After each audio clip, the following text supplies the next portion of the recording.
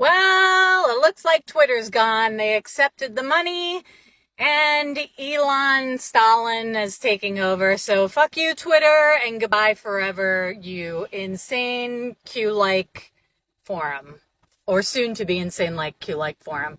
Peace out! Bye! I deactivated my account and deleted the app. That's what I think of it. Fuck Elon Musk. Today, Twitter has announced that they've been bought by Elon Musk, or however you say his name. I'm not interested in staying on Twitter anymore because of this, and I think there's a lot of people that are about to leave. So I just wanted to let everyone know that you can find me here. I'm going to also share this on Twitter before I deactivate my account so that anyone who wants to follow me can find me here as well. Hey, I did a thing today. I deactivated my Twitter account. You can too. The woke left is in absolute shock after losing their favorite woke platform. They're in shock. And they're actually canceling themselves. In this video, we're going to have some fun by looking at some highlights of the collective woke meltdown over Elon Musk has taken over Twitter. We're going to see some massive and utterly hilarious hypocrisy along the way. And stick to the very end of this video when I'll reveal why Elon Musk has done more than anyone else to expose the odious sentiments of the woke left for all the world to see or not. Gonna want to miss this. Greetings, everyone. Dr. Stevie with you. Great to be with you. As always, I am your daily fake news antidote. So come on into your Patriot Professor's Den, where I help you to think better so you can feel better in these crazy and turbulent times. If you haven't already done so, you know what to do. Make sure to smack that bell and subscribe. Before we dive in here, gang, you know woke leftists aren't getting much sleep of late. They're up into the wee hours worrying about how Elon Musk is going to single-handedly destroy all their censorship efforts.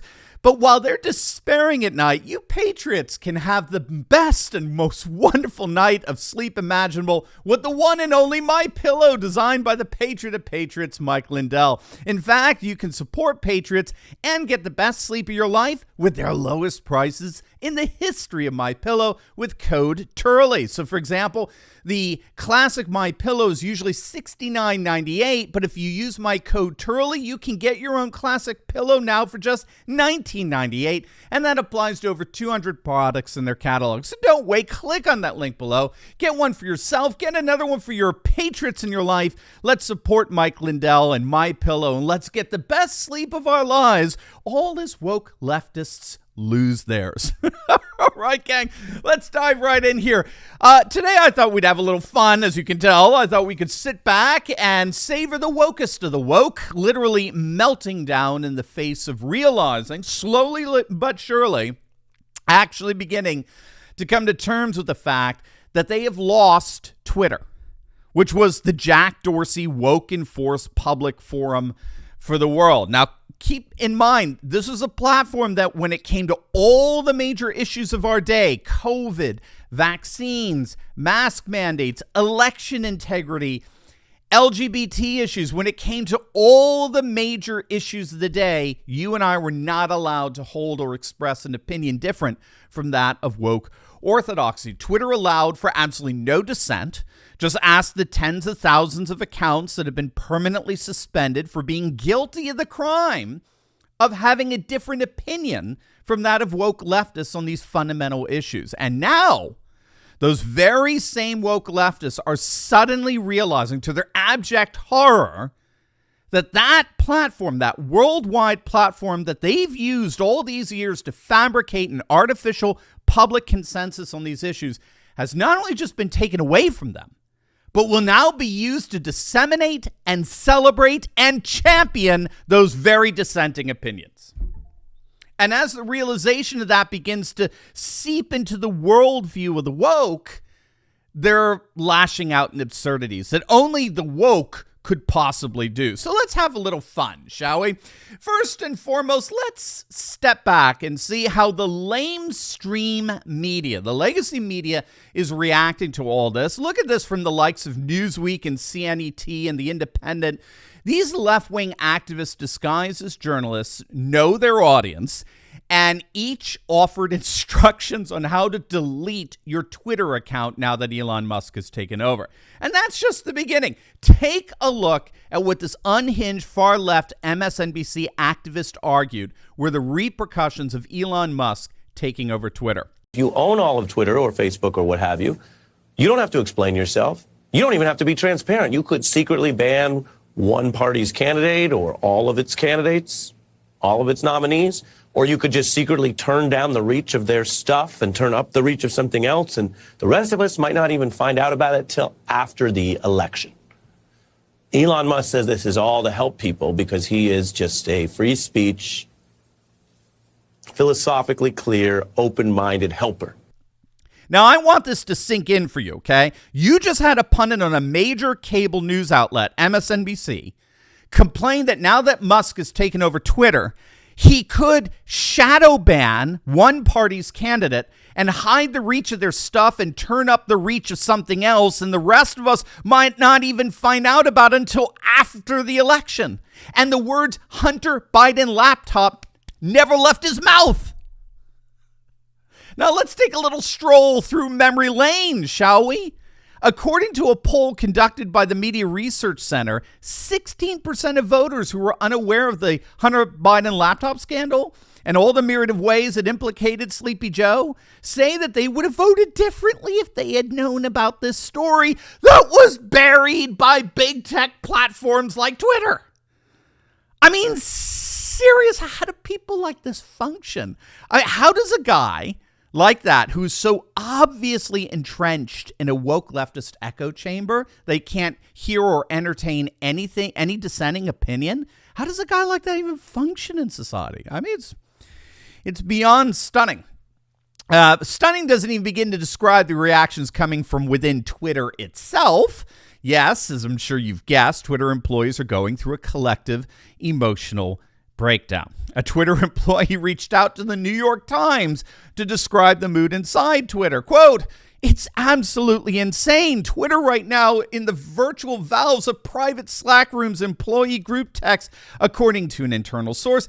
Their take breakdown just now. I feel like I'm going to throw up.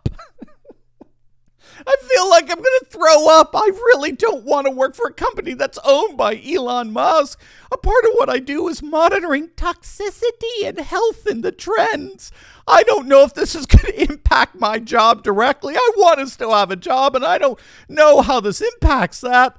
They added they're pretty broken, which I had a nuanced take on it, but I'm just scared and sad. Well, you know what's scary and sad?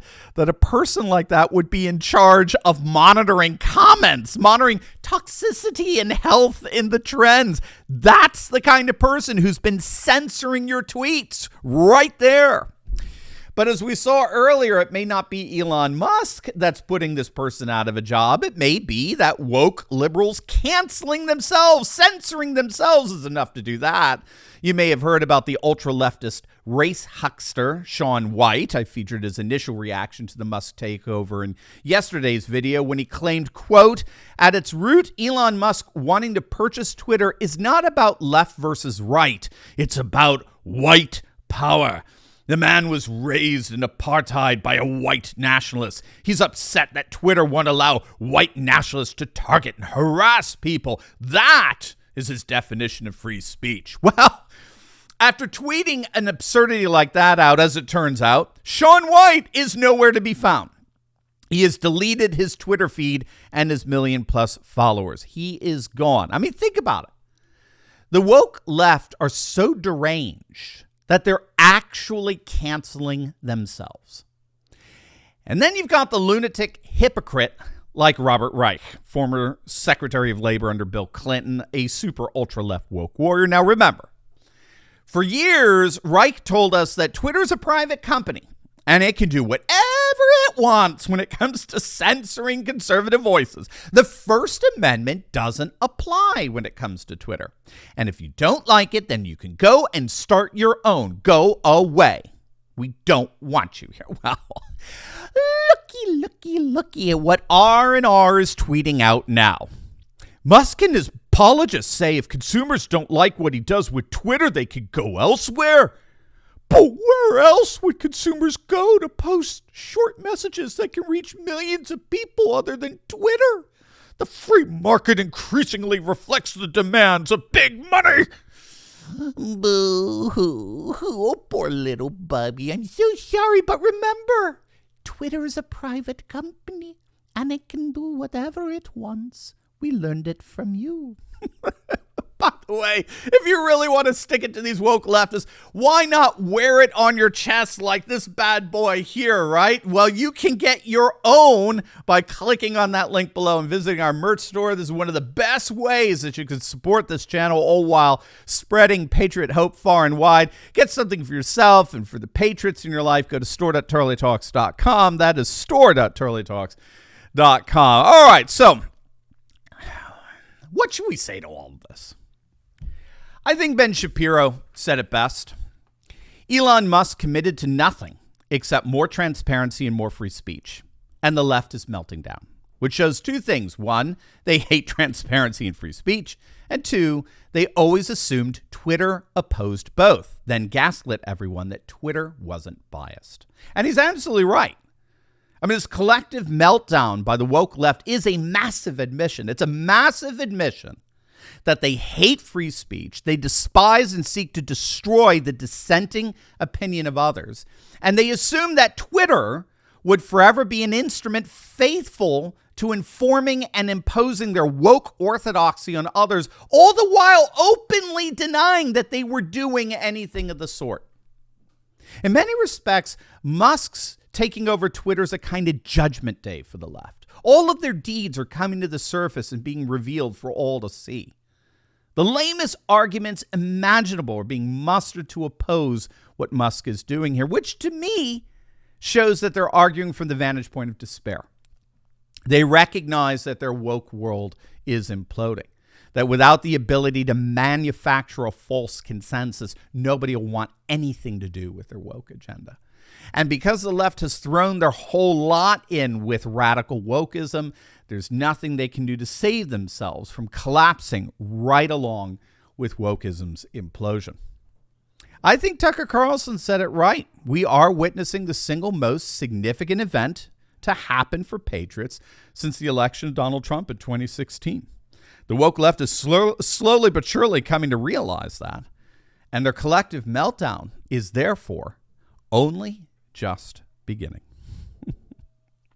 Now, before we go, you will definitely want to check out my video detailing the takeover by Musk of Twitter as it happened. It's going to give you some major insight into what this takeover means and why it's so significant. So make sure to click on that link, and I will see you over there. God bless.